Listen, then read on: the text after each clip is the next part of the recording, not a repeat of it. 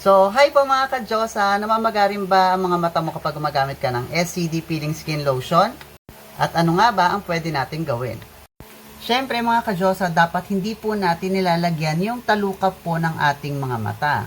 Knowing na ito pong area na ito ay very sensitive at sobrang nipis po. Kaya kapag nilagyan mo yan ay talagang makakaranas po tayo ng pamamaga. So para maiwasan, huwag po tayong maglalagay sa paligid ng ating mata para maiwasan po ang pamamaga nito.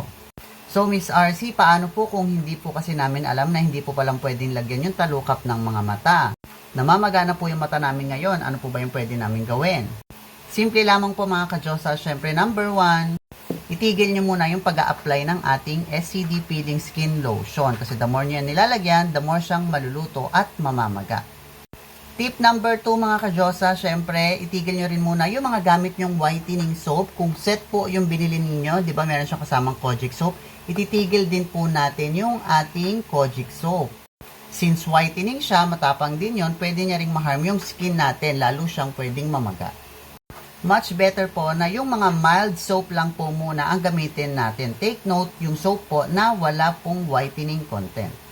Pangatlo mga ka-Diyosa, kung sobrang pamamaga pa rin ng eyes ninyo, pwede po tayong mag-cold compress. Paano po ba yon? Kuha ka ng towel or bimpo, basain mo ng malamig na tubig, then ipatong mo lang siya doon sa talukap po ng mga mata ninyo or doon sa mga area na namamaga.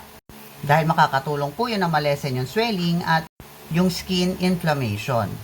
Then after 2 to 3 days to 4 days, depende kung gaano nyo naluto yung mga balat ninyo.